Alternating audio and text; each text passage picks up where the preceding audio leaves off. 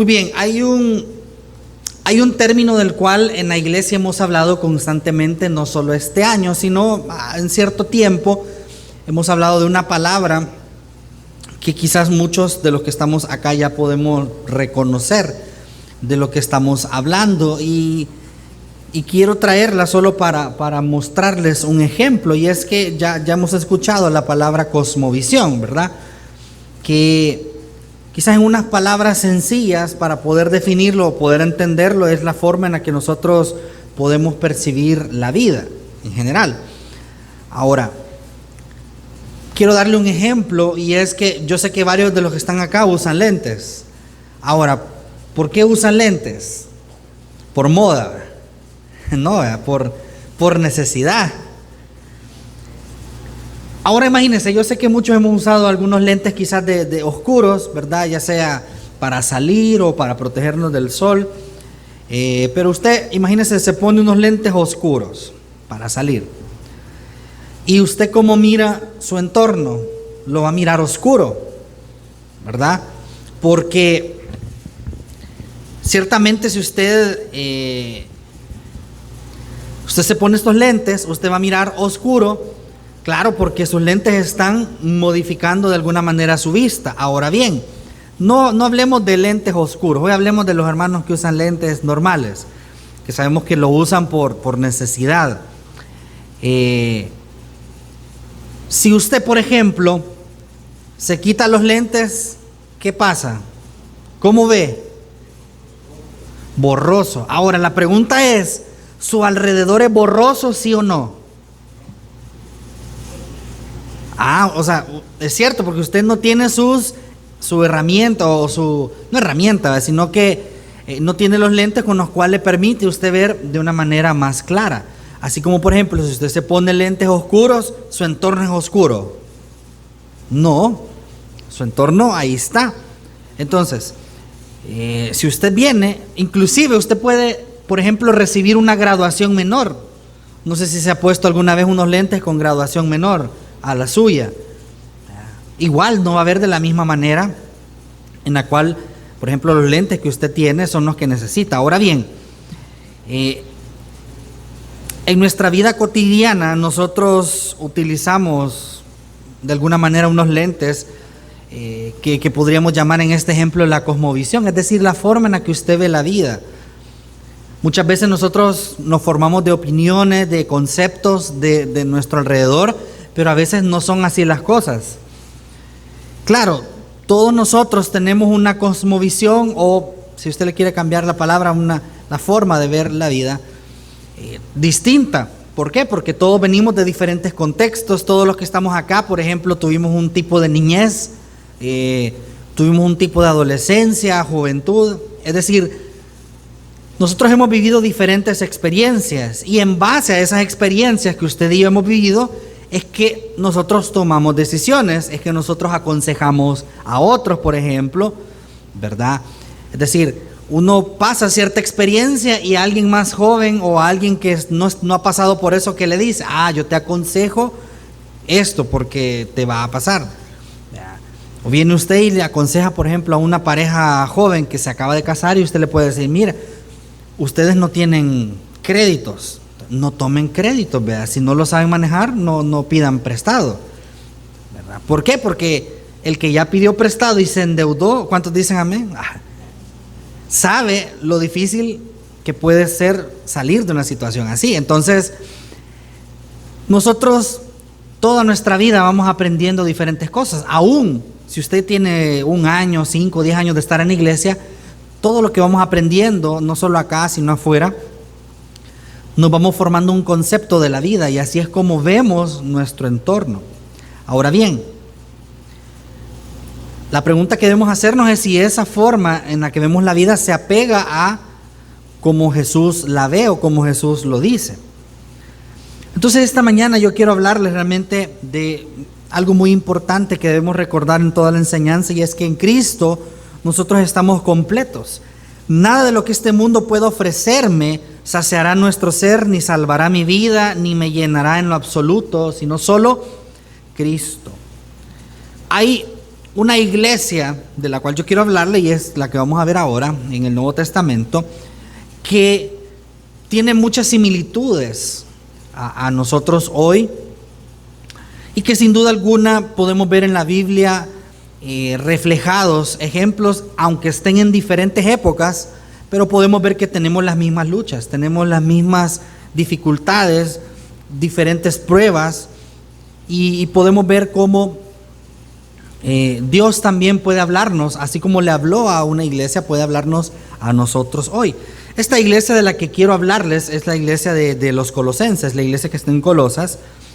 Y solo acompáñeme un capítulo antes, capítulo 1, versículo 1, solo para que usted pueda observar el panorama general de esta iglesia. Dice: Pablo, apóstol de Jesucristo por la voluntad de Dios, y el hermano Timoteo, a los santos y fieles hermanos en Cristo que están en Colosas, gracia y paz sean a vosotros de Dios nuestro Padre y del Señor Jesucristo.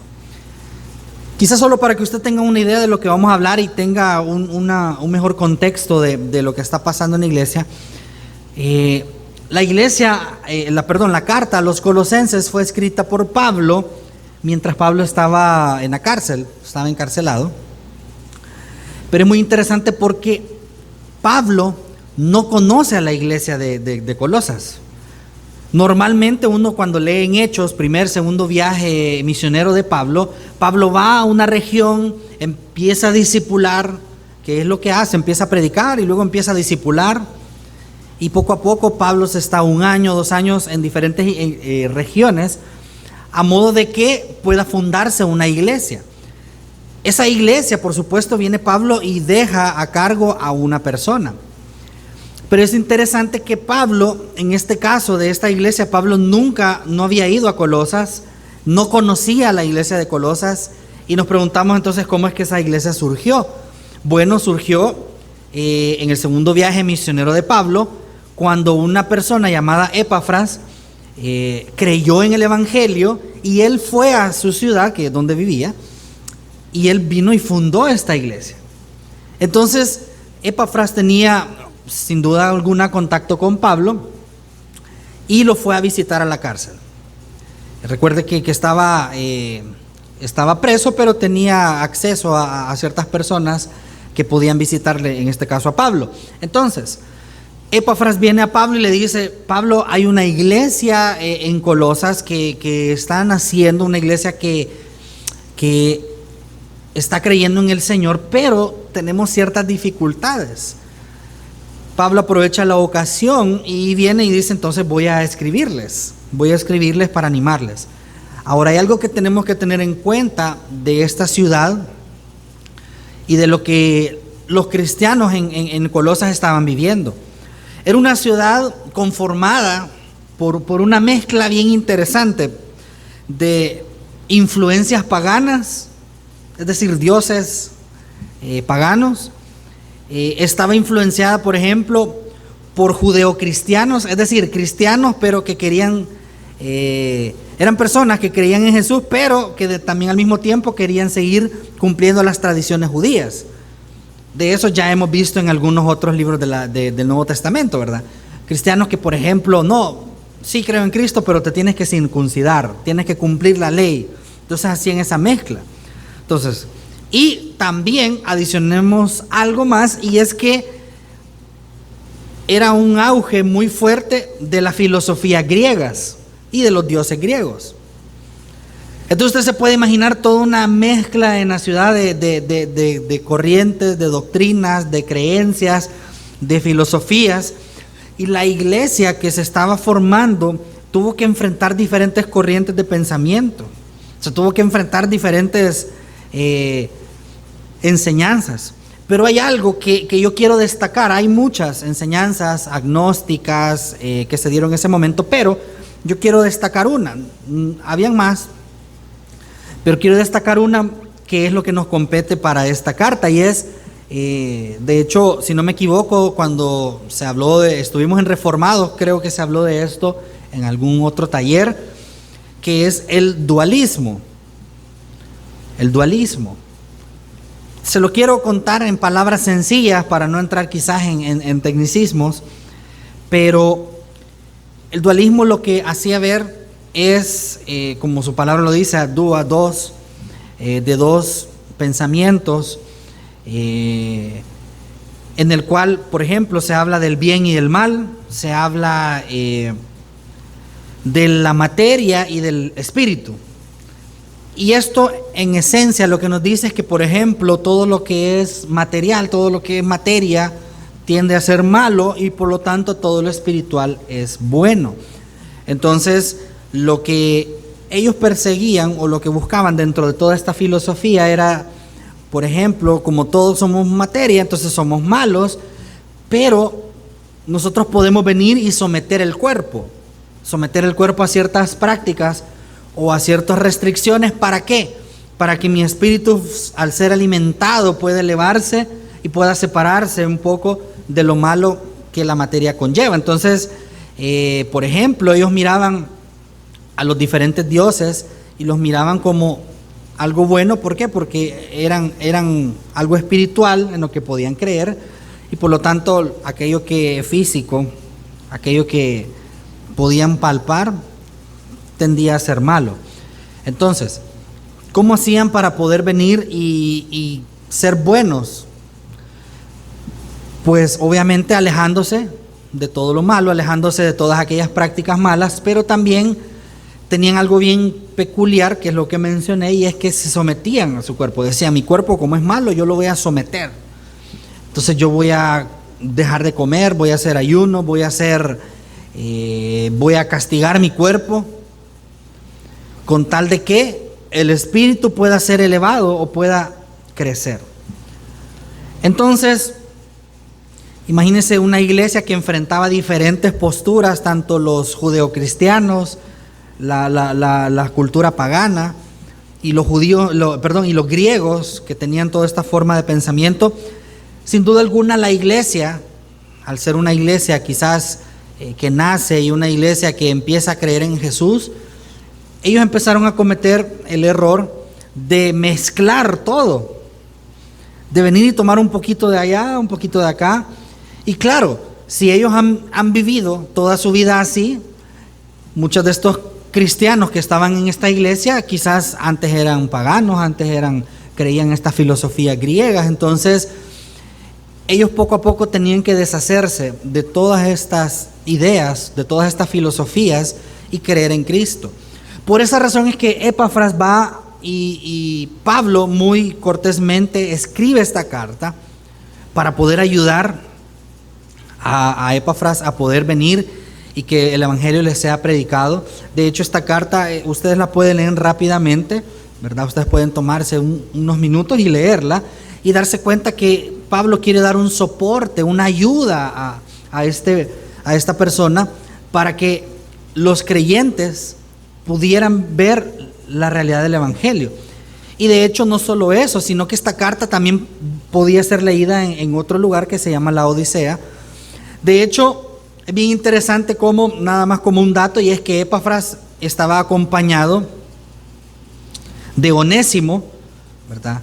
Que usted se recuerda, lo menciona en Filemón, y se cree de hecho que también la carta a Filemón fue llevada en ese mismo viaje, ¿verdad?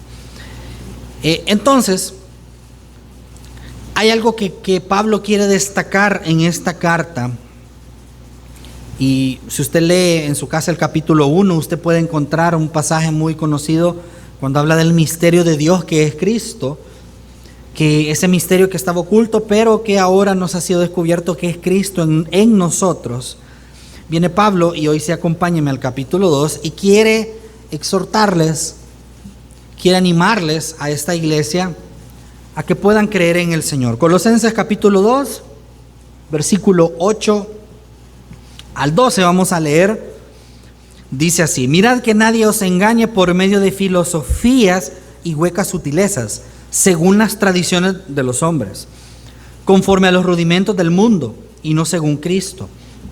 Porque en Él habita corporalmente toda la plenitud de la deidad, y vosotros estáis completos en Él, que es la cabeza de todo principado y potestad. En Él también fuisteis circuncidados con la circuncisión no hecha a mano, al echar de vosotros el cuerpo pecaminoso carnal en la circuncisión de Cristo, sepultados con Él en el bautismo, en el cual fuisteis también resucitados con Él, mediante la fe en el poder de Dios que le levantó de los muertos. Pablo está animándoles a ellos a que puedan olvidarse de mezclar la fe verdadera con el mundo. Como ya mencionamos, está animando a esta iglesia y les dice: miren, no se dejen engañar por las filosofías, no se dejen engañar por huecas sutilezas, es decir, algo que no tiene sentido, no tiene valor, según las tradiciones de los hombres, según lo que ellos quizás habían estado creyendo antes, según los rudimentos del mundo, pero no tiene nada que ver con Cristo. Ellos estaban mezclando de alguna manera, ¿verdad?, ciertas prácticas con el Evangelio. De hecho, estas personas que eran judeocristianas hacían eso. Miraban el mensaje del Evangelio, pero también decían: no, pero también la ley fue dada por algo y entonces puedes creer en Cristo, pero tienes que circuncidarte, tienes que practicar la ley. Es por eso que Pablo va en esta carta a atacar todos estos pensamientos, va a refutar todos estos pensamientos, para que hoy esta iglesia de los colosenses pudiera creer verdaderamente en el Evangelio y pudieran sentirse, como dice el texto, completos en Él. El versículo 10: y vosotros estáis completos en Él, que es la cabeza de todo principado y potestad. Pablo, de hecho, solo en este capítulo 2, ya lo vamos a leer más adelante, menciona 2 veces principado y potestad, haciendo referencia a todas las deidades que las otras creencias tenían, haciendo referencia a que Cristo está encima de cualquier Dios, de cualquier creencia humana o de cualquier tradición humana. Pablo quiere hacerles ver a través de esta carta a esta iglesia que ellos no necesitan a nadie más que a Cristo, porque en Cristo ellos están completos. En Cristo ellos van a tener todo lo suficiente y no necesitan echar mano de otra creencia y decir: bueno, voy a creer esto por si acaso, y lo otro por si acaso. No, sino que quiere hacerles ver que realmente en Cristo ellos tienen toda confianza. De hecho, el versículo 9 ataca directamente a esta parte del dualismo que hablábamos, porque para esta creencia, pensar que Cristo se hizo carne era decir que Cristo, entonces Cristo, si se hizo carne, fue malo también. ¿Por qué? Porque tenía algo material. Pero viene Pablo y quiere hacerle ver que en Cristo, dice el verso 9, habita corporalmente toda la plenitud de la deidad. Es decir, Cristo en su cuerpo y en su carne era completa y totalmente Dios. Y era bueno, y era perfecto, es decir, no era malo. Era una enseñanza realmente contundente. Entonces, en esta iglesia se ve afectada por muchas costumbres paganas, pero Pablo les enseña que, por ejemplo, como ya les decía, no se dejen engañar por tradiciones que no tienen nada que ver con el Evangelio, a pesar de que hayan cosas muy sutiles. De hecho, me gusta esa palabra cuando menciona huecas, sutilezas, porque algo sutil es algo que de alguna manera puede ser hasta imperceptible por nosotros. Algo sutil es algo que no va a ser brusco, ¿verdad?, sino que es algo que de una manera muy despacio o de una manera muy tentadora quizás nos puede engañar. También les muestra que Jesús fue plenamente Dios en un cuerpo humano, contrastando su creencia. Y finalmente les menciona ahí que ellos participaron de la circuncisión, del bautismo y de la resurrección de Cristo, pero no de una manera física, como la tradición judía lo planteaba, sino que ahora en Jesús, como les dijo Pablo, ellos han sido circuncidados, pero no con una circuncisión hecha a mano, es decir, algo sino del Espíritu. Y Pablo ya ha tocado ese tema en otros libros o en otras cartas también.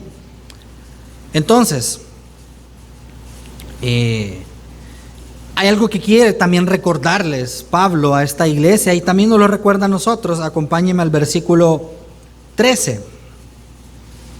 Dice: y a vosotros, dirigiéndose a la iglesia, estando muertos en pecados y en la incircuncisión de vuestra carne, os dio vida juntamente con él, perdonándoos todos los pecados, anulando el acta de decretos que había contra nosotros, que nos era contraria, quitándola de en medio y clavándola en la cruz, y despojando a los principados y a las potestades, los exhibió públicamente, triunfando sobre ellos en la cruz. Pablo quiere recordarle a esta iglesia de dónde Dios los había sacado, de dónde Dios los había tomado.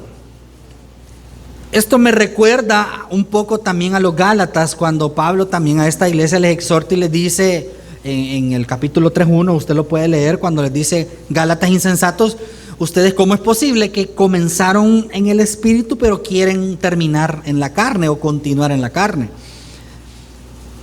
De la misma manera también aquí les exhorta y les dice: y ustedes recuerden que ustedes estaban muertos en pecados, y a pesar de eso Cristo nos dio vida y nos perdonó los pecados. Y hizo algo muy poderoso que dice el verso 14, y es anulando el acta de decretos que había contra nosotros, que nos era contraria. Eso no solo es aplicable para ellos, sino para nosotros, hermanos, porque usted, antes de estar aquí en Cristo, había un acta, como dice la palabra, de decretos que nos era contraria. ¿Qué significa eso?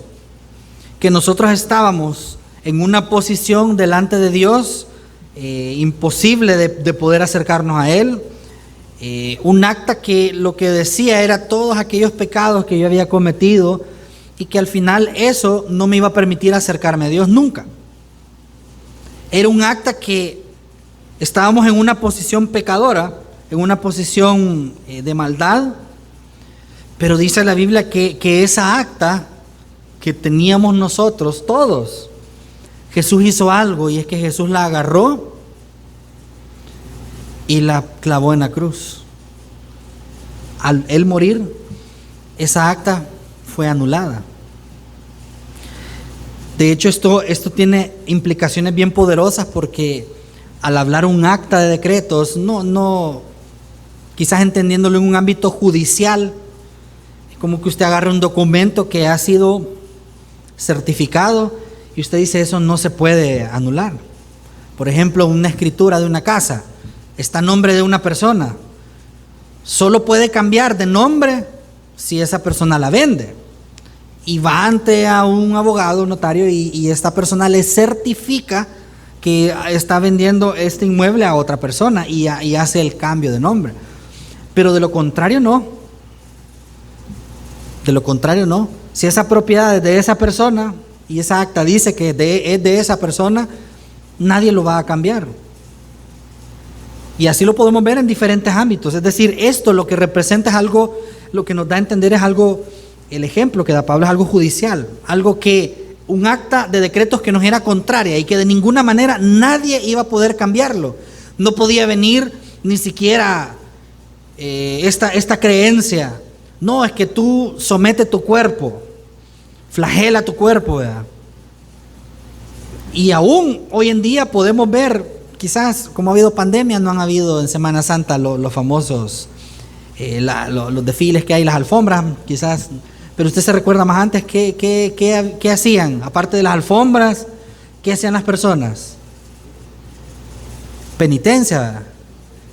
No, y empezar, ¿verdad? Y usted miraba recuerdo de pequeño, miraba las noticias y una señora, un señor de rodillas ahí, ¿verdad? Porque estoy haciendo penitencia.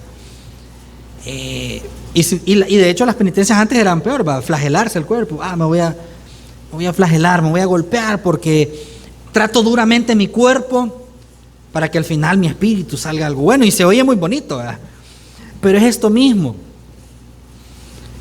Es decir, no importa lo que usted haga, no importa lo que yo haga, sin la intervención de Cristo, nadie es salvo.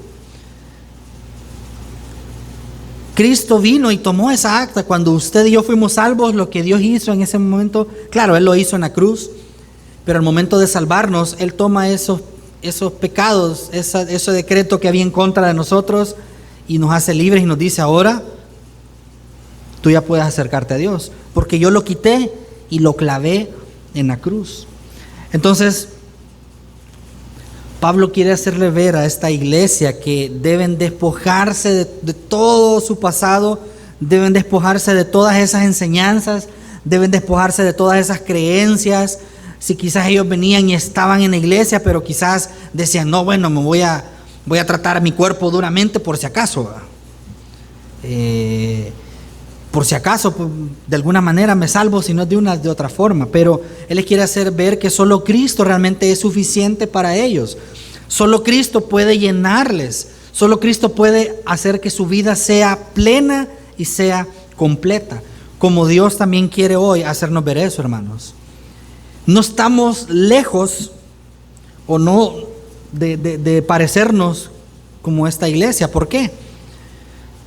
Es cierto, quizás hoy no estamos luchando contra los gnósticos, quizás no estamos luchando aparentemente contra esta filosofía, el dualismo, pero ciertamente estamos luchando contra otras cosas hoy en día, con influencia pagana. Es decir, esta influencia está golpeando y quiere infiltrarse en la iglesia, prácticas que no son cristianas.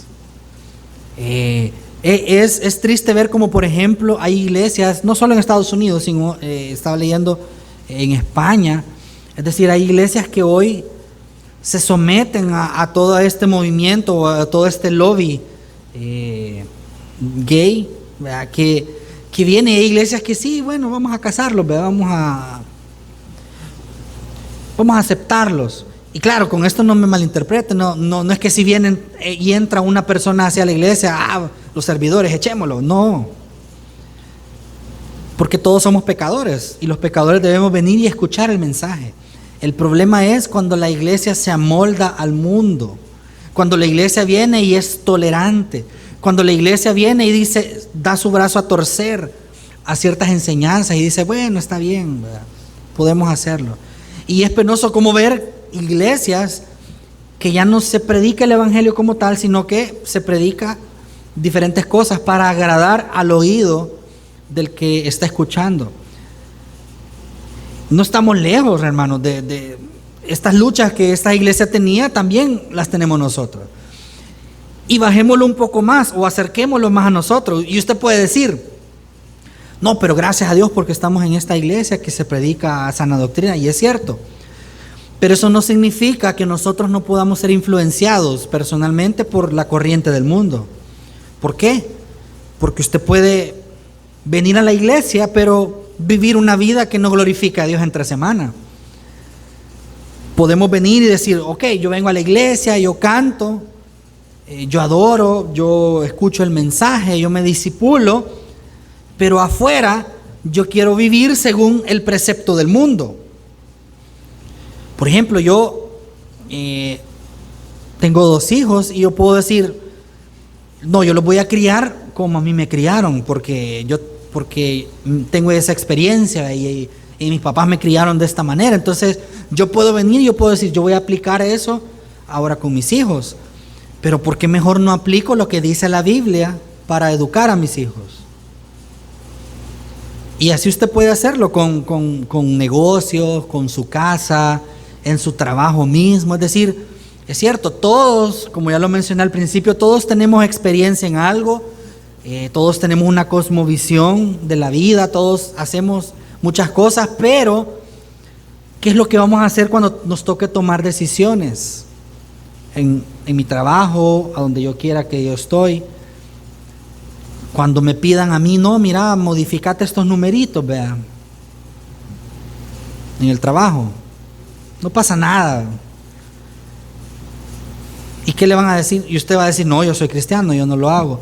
No, hombre, si esto no es la gran cosa, ¿ve? Es una mentira blanca, ¿ve?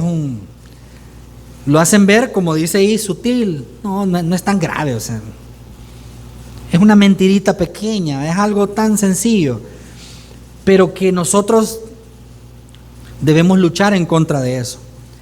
Lo que ustedes y yo tenemos que entender realmente, familia, es que así como la iglesia, Pablo les dijo, ustedes tienen que encontrar su completa satisfacción en Jesús. Nosotros también tenemos que encontrar nuestra completa satisfacción en Jesús. Pero hay algo más que Pablo les quiere recalcar a ellos, a esta iglesia. Acompáñenme al siguiente capítulo, capítulo 3, versículo 1. Capítulo 3, versículo 1. Dice: si pues habéis resucitado con Cristo, buscad las cosas de arriba, donde está Cristo sentado a la diestra de Dios. Poned la mira en las cosas de arriba y no en las de la tierra, porque habéis muerto y vuestra vida está escondida con Cristo en Dios. Cuando Cristo, vuestra vida, se manifieste, entonces vosotros también seréis manifestados con Él en gloria. Pablo quiere mostrarles a ellos que si ellos de verdad han creído en Cristo, si ellos de verdad son una iglesia que creen en Cristo, entonces han resucitado con Él, y les invita a buscar siempre las cosas de arriba, no las cosas de la tierra, es decir, no las cosas del mundo. La reflexión definitiva, tanto para los colosenses como para nosotros hoy, es eso, que nos podamos preguntar: ¿hemos resucitado con Cristo? Pregúntese usted: ¿yo he participado de esto? ¿Yo he resucitado con Cristo? Es decir, ¿yo soy partícipe de esta salvación? Si la respuesta es positiva, entonces nosotros debemos buscar las cosas de arriba, del cielo, poner nuestra atención en las enseñanzas del reino, poner nuestra fe en los cielos, en Dios, en Jesús resucitado que está hoy a la diestra del Padre. Dios realmente nos ha dado una gran noticia del Evangelio, y es que nosotros hoy podemos ver la vida diferente, hermano. En Cristo, usted y yo, esos lentes que teníamos hoy lo podemos ver de esta manera. Los lentes de delitos y pecados que antes teníamos, los lentes que antes teníamos que nos hacía ver, usted podía antes pecar y no, tal vez sentía un remordimiento, pero quizás no era algo. Si usted tuvo algún vicio en el pasado, usted lo hacía, se sentía mal, ¿verdad? Quizás, no, es que la regué mucho, me pasé, pero la otra fin de semana lo volví a hacer, ¿sí o no? Porque en nosotros no había temor de Dios. Cuando en una persona no hay temor de Dios, el pecado es algo que, mientras él lo practique y no pase nada malo, no hay nada malo, ¿verdad? Usted puede ver, por ejemplo, cómo hay personas que son asesinos y no empezaron de un solo agarrando una metralleta y matando a un montón de gente. No, quizás con cosas pequeñas, quizás lo iban haciendo poco a poco y después, bueno, no me atraparon, lo puedo seguir haciendo. Es que nosotros antes mirábamos la vida bajo los lentes del pecado, pero cuando Cristo nos salva, Cristo nos cambia totalmente eso y hoy nos pone los lentes del Evangelio. Entonces ahora, cuando usted y yo nos acercamos y vemos una actitud pecaminosa, si usted ha creído en Cristo, ¿qué es lo que debe pasar? Que el Espíritu Santo, ¿qué va a hacer? ¿Qué va a hacer en mi interior? No, esto no. Y usted se encuentra en una lucha. Y es cierto, hermano, las tentaciones, de hecho, nuestra lucha, dice, no es contra carne ni sangre, sino contra principados y potestades. No es fácil. Si las tentaciones fueran fáciles, seríamos full santos aquí, ¿verdad? Casi los podría ver resplandecer a ustedes, ¿verdad? Quedaría ciego. No, las tentaciones son difíciles. ¿Por qué? Porque hay una lucha adentro. Porque cuando usted y yo somos tentados, usted dice, su carne dice, tal vez, ¿verdad? Quizá, ¿verdad? Su carne le va a decir, no, hombre, dale, mira, lo puedes ocultar, lo puedes hacer de esta manera. Pero el Espíritu, a través de su Espíritu Santo, va a estar diciéndole no, porque tú sabes que eso es pecado. Y entonces en nuestro interior se formula una lucha y usted está, lo hago, no lo hago. Al final, quien gane esa lucha va a depender de a cuánto usted haya alimentado su espíritu o su carne. Claro, si nosotros buscamos, como dice acá el texto, buscamos las cosas de arriba, entonces esas luchas van a ser vencidas en Cristo. Esos pecados van a poder ser vencidos. Esas prácticas pecaminosas las vamos a poder vencer. ¿Por qué? Porque nosotros estamos buscando las cosas de arriba y no las de la tierra. No nos vayamos muy lejos, hermano, y realmente piense, cuando usted tiene un problema, ¿qué hace? Piense en el último problema que usted haya tenido. ¿Qué hacemos? ¿Buscamos las cosas de arriba o las de la tierra? Piense. Si por ejemplo yo tengo un problema y yo empiezo a buscar las opciones, no, es que yo voy a resolverlo de esta manera y aquí y allá, estamos buscando lo de esta tierra. ¿Por qué? Porque dejamos a Dios de última opción. Muchas veces nosotros, cuando nos enfermamos, ¿qué hacemos? Yo no le digo que no vaya al doctor, ¿verdad? No, ¿cómo no? Pero no nos tomamos el tiempo para orar y decir, Señor, yo me siento de esta manera y yo te pido que tú me ayudes. Pero ¿qué es lo que pasa? ¿Qué es lo que nosotros hacemos? Dejamos a Dios como la última opción, ¿verdad? Ya probé A, B, C, y cuando ya nada más se puede, venimos a la iglesia, Señor, ayúdame, ¿verdad? Y dejamos a Dios de último, cuando debería ser primero. Así que, para ir finalizando, así como inicié y les mencioné, realmente en Cristo, hermano, nosotros estamos completos.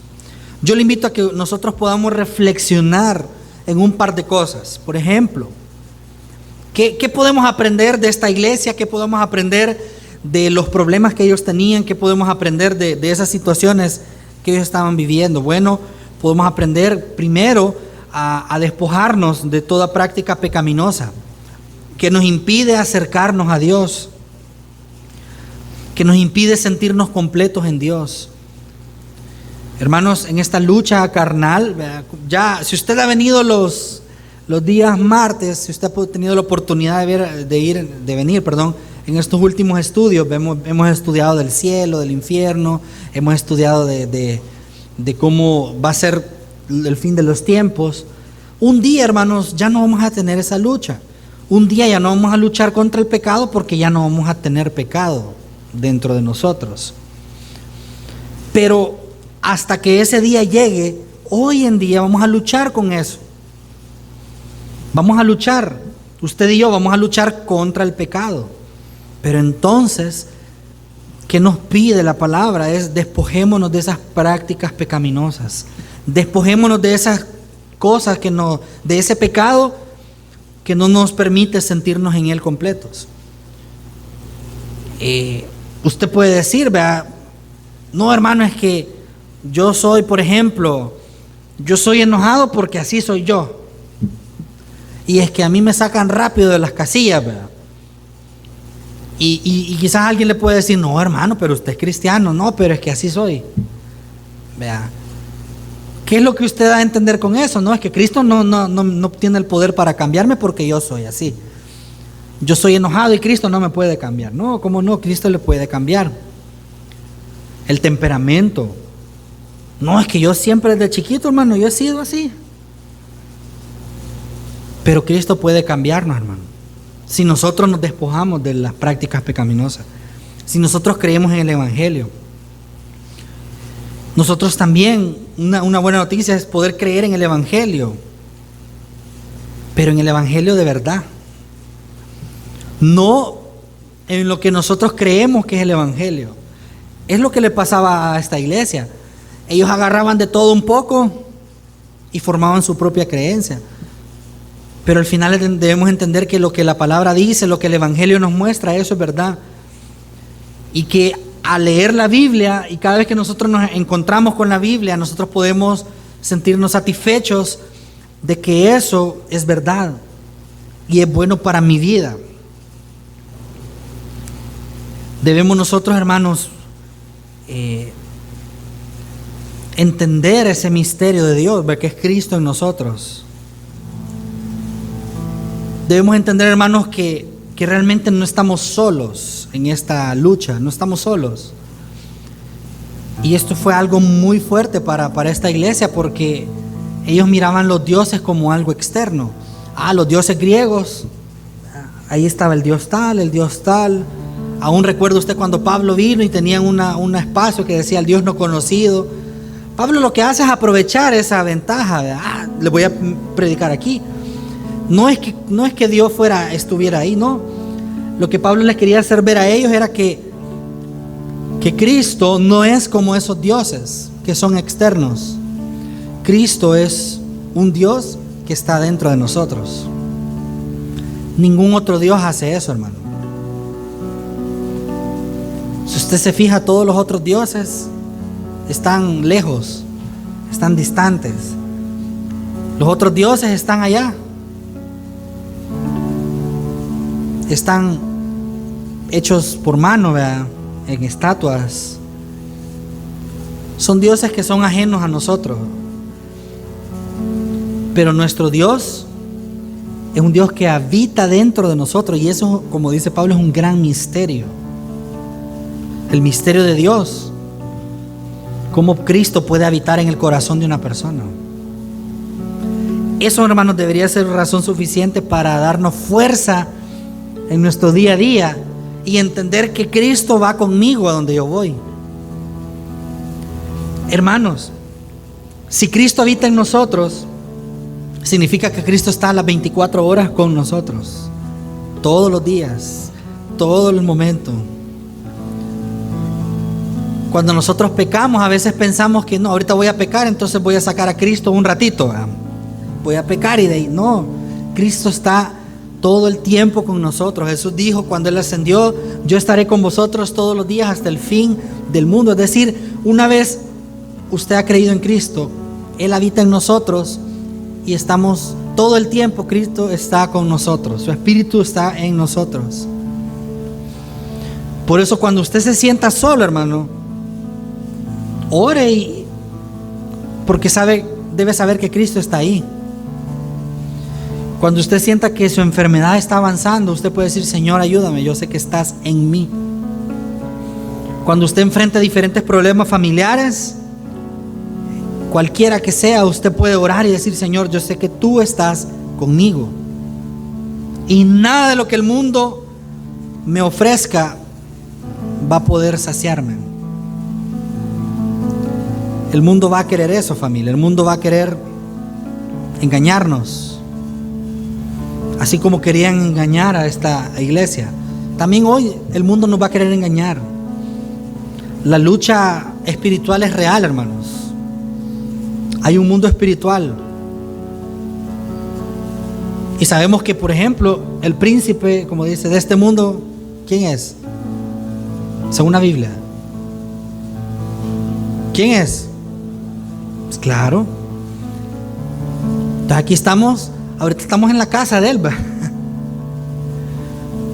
pero sabemos que nuestra casa no es aquí, sino en los cielos. Por eso usted, cuando lee la Biblia y dice, por ejemplo, Pedro: aguarden un poco de tiempo, esperen un poco de tiempo, esperemos en la venida del Señor un poquito, aunque haya que sufrir, pero ya vamos a estar con Él.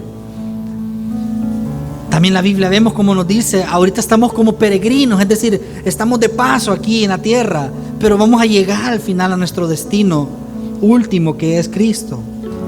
Por lo tanto, hermanos, si estamos viviendo en el hogar de Satanás, no nos extrañe que el mundo nos quiera engañar, que el mundo quiera venir a nosotros y hacernos ver: no, mira esto, lo otro. Aún dice la Biblia que muchos serán engañados. Pero si usted hoy cree en Cristo, el mensaje hoy es ese: permanezcamos firmes en Él, permanezcamos completos en Él, hermano. Nada de lo que este mundo puede ofrecerme me va a saciar. Nada de lo que el mundo me ofrezca me va a salvar. Nada de lo que el mundo ofrezca me va a llenar. Solo Cristo. Así que si usted hoy está buscando una respuesta, busque a Cristo. Si usted hoy quiere que un problema sea solucionado, vaya a Cristo. Si estamos viviendo dificultades de cualquier índole, vamos a Cristo. Si usted dice, hermano, pero es que yo me siento solo, es porque no hemos experimentado a Cristo. Es que, hermano, yo me siento triste, vaya a Cristo, porque en Él es nuestro gozo.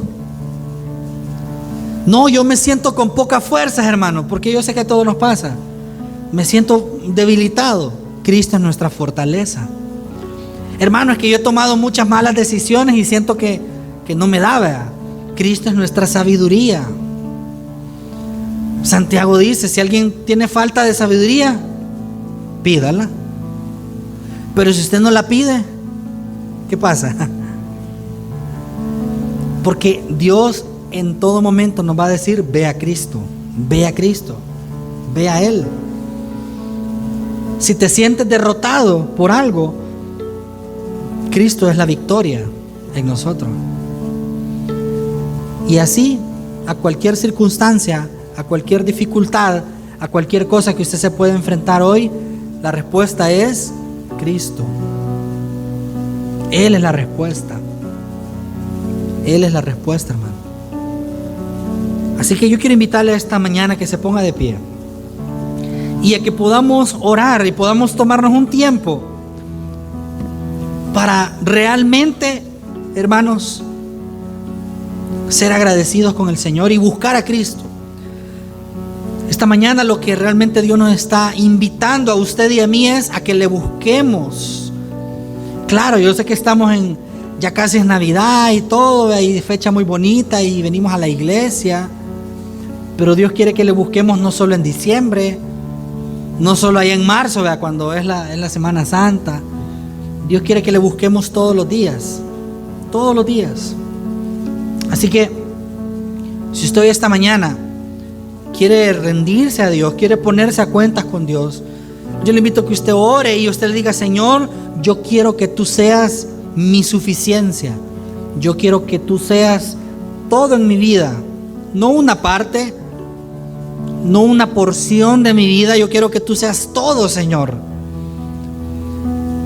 Así que le invito a cierre sus ojos y podamos orar.